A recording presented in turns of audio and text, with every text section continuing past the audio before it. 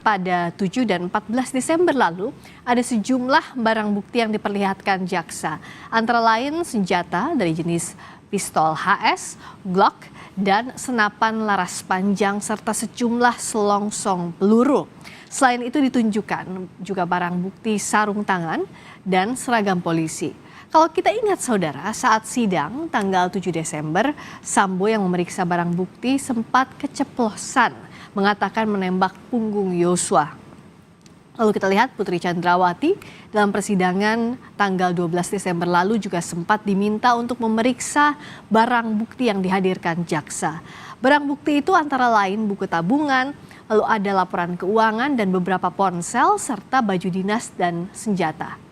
Hari ini penasihat hukum Verdi Sambo menyerahkan 35 barang bukti berupa file foto serta beberapa dokumen lain. Akankah barang bukti tersebut bisa meringankan dakwaan terhadap Sambo dan Putri? Kita simak pembahasannya setelah tayangan berikut ini. Tim penasihat hukum Verdi Sambo menghadirkan 35 bukti dalam sidang kasus pembunuhan Yosua hari ini. Bukti berupa video dan foto aktivitas saat perayaan hari ulang tahun pernikahan Sambo dan Putri, termasuk foto kegiatan bersama para ajudan yang di dalamnya ada Brigadir Yosua. Jadi ini sudah dikoordinasikan juga Yang Mulia, ada beberapa, mungkin kami minta waktu pendek saja. Ya silahkan, kalau mau ditampilkan nggak apa-apa, saya berikan kesempatan tapi tidak dikomentari. Komentar saudara nanti pada saat pembelaan. Oke, ya, tidak saya komentari, hanya menyebutkan apa daftarnya saja. Silakan. Terima kasih. Bukti B1A sampai dengan B1E adalah foto perayaan ulang tahun perkawinan terdakwa Verdi Sambo dan Putri Chandrawati yang kedua-dua tanggal 7 Juli 2002 di kediaman Magelang. Bukti B2 adalah foto ruang tamu kediaman di Magelang.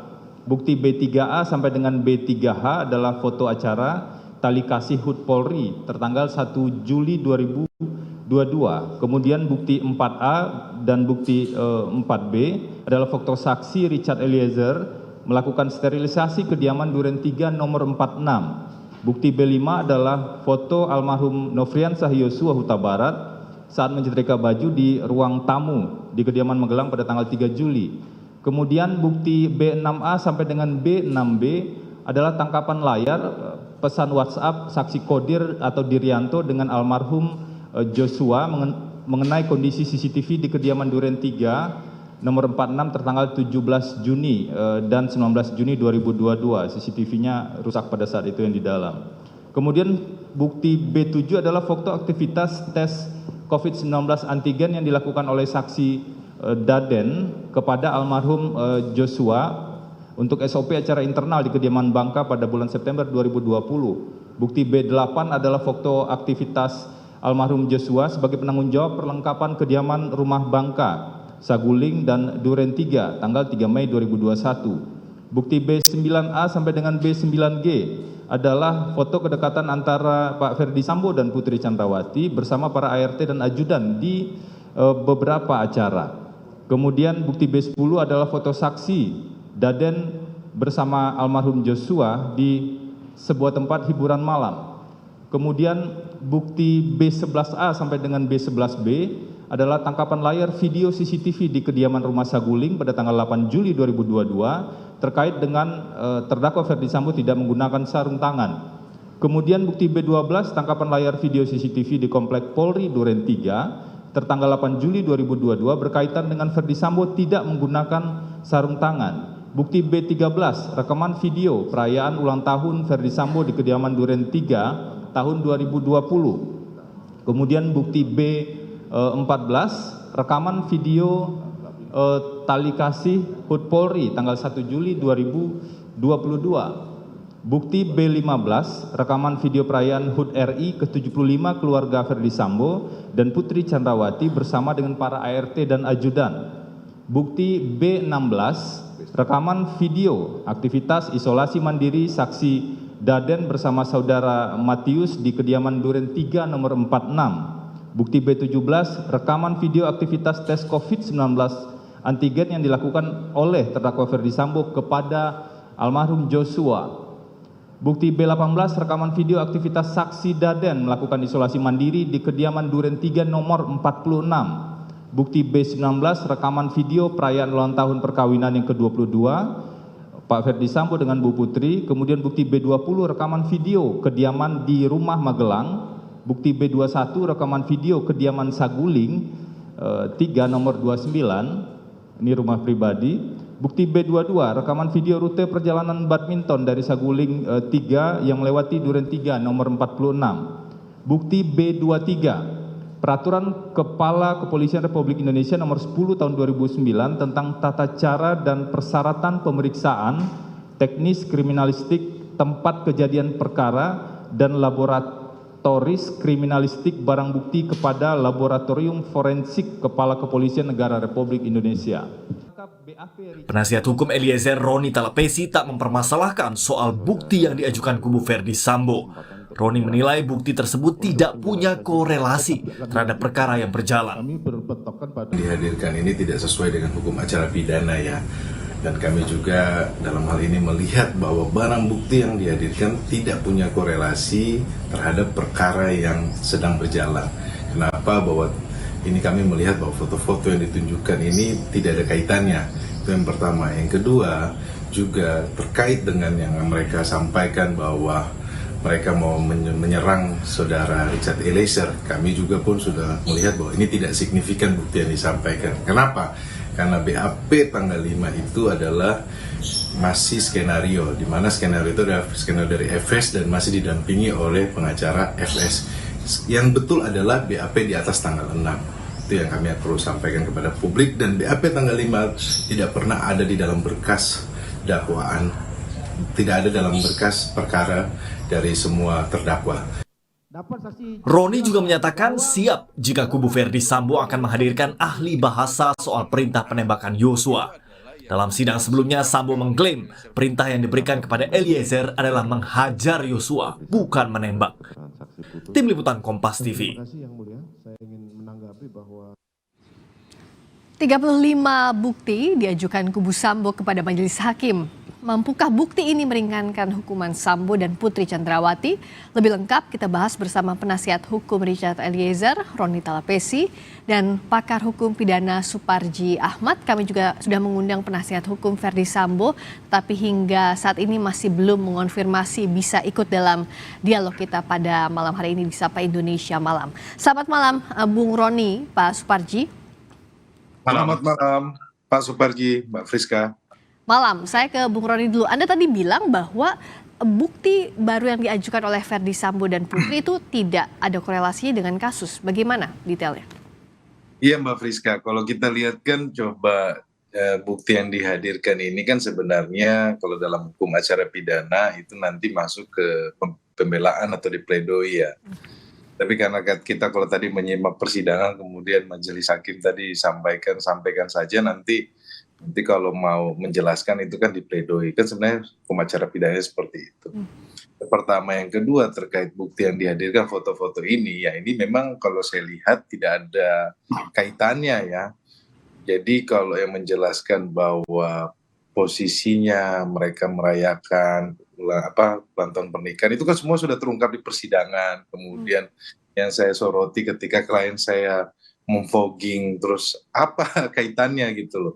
Memfogging kamar itu kan tidak ada kaitannya, tidak ada korelasinya, dan menurut kami ini tidak ada signifikan ya terkait dengan perkara, karena memang dalam faktanya adalah kejadian itu di tanggal 8 ya, setelah Ferdi Sambo menerima telepon dari saudara PC yang kita tidak tahu apakah itu isinya terkait dengan peristiwa yang tanggal 7, tetapi kalau kita menyimak di persidangan tadi juga kan sudah disampaikan bahwa di Magelang itu tidak ada, itu ilusi.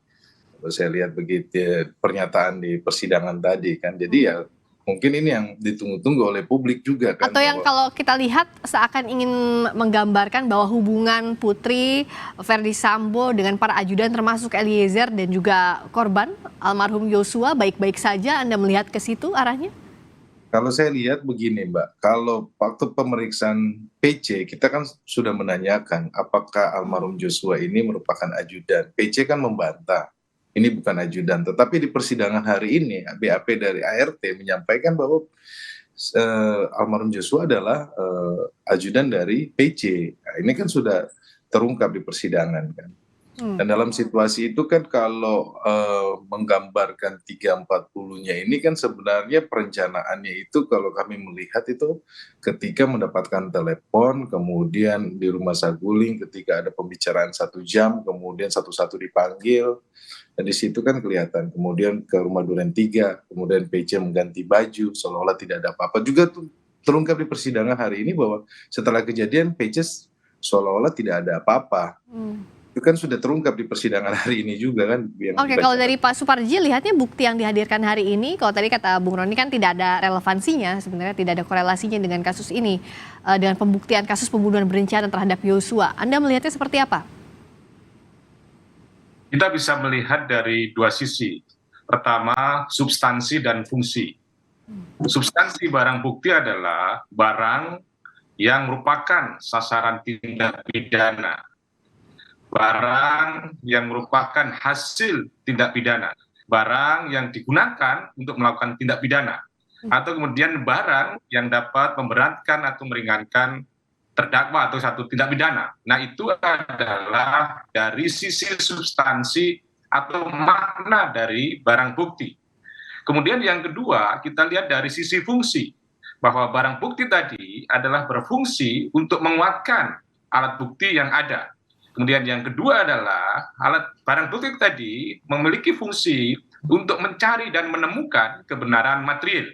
Kemudian yang ketiga adalah bahwa barang bukti tadi memiliki fungsi untuk bentuk keyakinan hakim atau dalam rangka menguatkan keyakinan hakim. Jadi melihat dari substansi dan fungsi dari barang bukti tadi dalam konteks hukum acara pidana, maka sesungguhnya barang bukti yang telah dihadirkan oleh penasihat hukum Ibu Pece atau kemudian Freddy Sambo, saya kira tidak pada porsinya, tidak memiliki proporsi untuk itu. Tetapi sekali lagi tentunya harus kemudian dihargai, harus kemudian diapresiasi sebagai upaya pembelaan atau upaya meringankan. Misalnya, coba kalau kita kritisi kemudian menggunakan barang bukti atas putusan kopi sianida yang dalam rangka untuk ada motif di situ yang ingin didalilkan. Untuk kemudian dibuktikan. Nah, dalam konteks kasus itu pun juga tidak terungkap motifnya. Kenapa dulu ada kopi yang kemudian beracun, yang kemudian menyebabkan tewasnya ya, itu juga tidak terungkap. Waktu itu masih berkembang narasi. Jadi kalau pengacara Pak Suparji izin agar lebih jelas, kalau pengacara bilang katanya menghadirkan isi putusan itu untuk membuktikan bahwa motif wajib dibuktikan, begitu pula dengan beberapa contoh kasus lainnya, bisakah ditegaskan wajib atau tidak wajib dibuktikan dalam pembunuhan berencana Pak Suparji, motif ini? Yang pertama, kita kembali kepada asas hukum pidana yang berlaku secara universal bahwa tidak menggunakan konsep analogi. Ya, artinya semua kasus adalah berdasarkan kasus per kasus ya. Dan kemudian hakim adalah bersifat independen, kemudian merdeka, tidak terikat pada putusan-putusan yang lain. Nah, ketiga, berkaitan motif, tentunya kalau kita bicara tentang wajib atau tidak wajib, harus lihat normanya. Bahwa kalau kita cermati 340, 338, tidak ada kemudian unsur yang mensyaratkan adanya soal motif tadi itu. Bahwa yang terpenting adalah untuk 340, adanya sebuah peristiwa yang telah direncanakan, terus kemudian perencanaan tadi adalah dalam rangka menyebabkan orang mati, dan kemudian juga telah matinya seseorang yang direncanakan untuk dibuat tewas tadi itu. Jadi saya kira unsurnya adalah sederhana, sehingga tidak sampai kemudian diperumit soal kemudian motif. Nah, pada sisi yang lain adalah sekiranya bermaksud mendalilkan tentang motif pembunuhan berencana dalam kasus ini pun juga tidak jelas motif yang mana yang sebetulnya untuk kemudian dimaksudkan membebaskan atau meringankan atau kemudian melepaskan dari tuntutan tadi itu. Apakah kemudian motif sebagai sebuah bentuk reaksi atas dugaan terjadinya pelecehan seksual atau perkosaan, atau motif yang mana? Jadi menurut saya ini adalah tidak memiliki urgensi yang signifikan.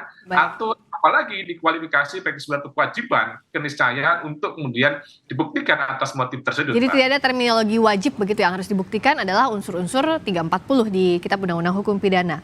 Nah kalau bicara ke Bung Roni, kan disinggung juga oleh pengacara dari Putri Chandrawati bahwa BAP, soal BAP Eliezer 5 Agustus disinggung lagi di sidang. Anda lihatnya ke mana arahnya ini? Kalau kita melihat tadi di persidangan, mereka menyampaikan print out BAP tanggal 5 Agustus. Ya. Print out. Jadi kalau pemahaman kami, print out itu adalah hasil dari print. Bukan berkas asli maupun berkas yang difotokopi.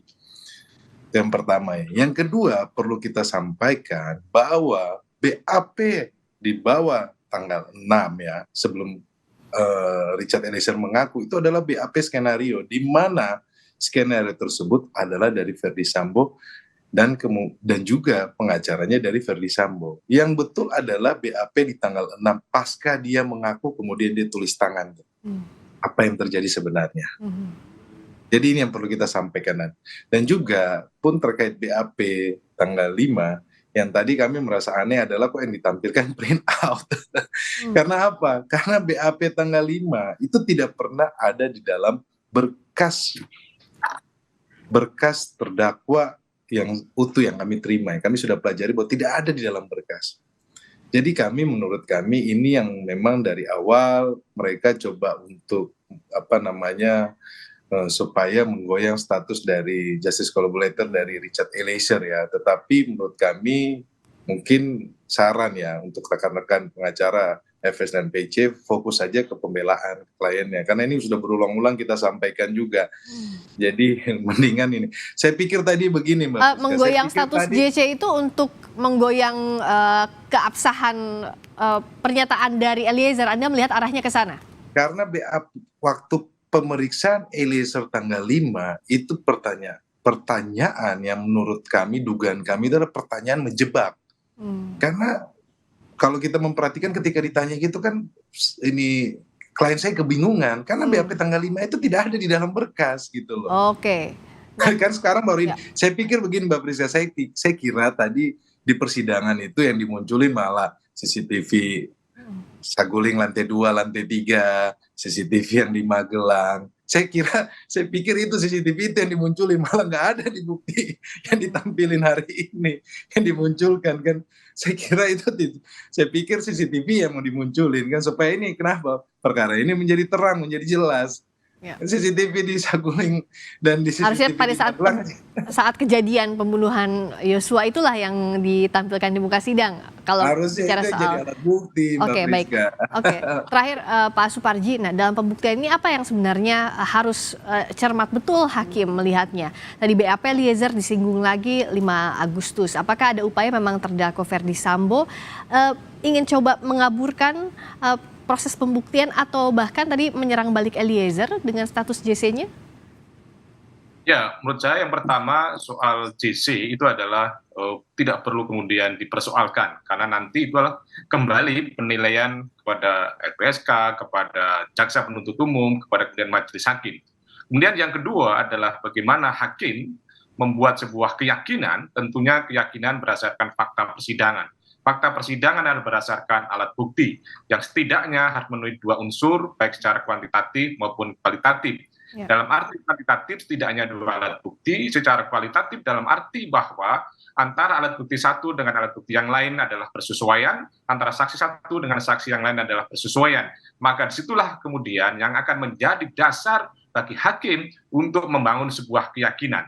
Dan yang utama adalah hakim harus sadar betul bahwa putusan adalah sebuah mahkota, di mana mahkota adalah sesuatu yang identik dengan sebuah keindahan bagi para pencari keadilan. Oleh karenanya hati-hati betul membuat sebuah putusan sehingga betul-betul merepresentasikan sebuah mahkota dan sebuah keadilan bagi pencari keadilan, Pak. Gitu. Ya, proses pembuktian inilah yang penting. Kita akan masih menyimak lagi saksi-saksi, ahli-ahli yang akan dihadirkan di persidangan untuk mengungkap terangnya perkara pembunuhan berencana terhadap Yosua Huta Barat. Terima kasih atas waktunya Bung Roni Talapesi, penasihat hukum dari Richard Eliezer. Terima kasih Pak Suparji Ahmad, pakar hukum pidana, juga telah bergabung di Sapa Indonesia Malam.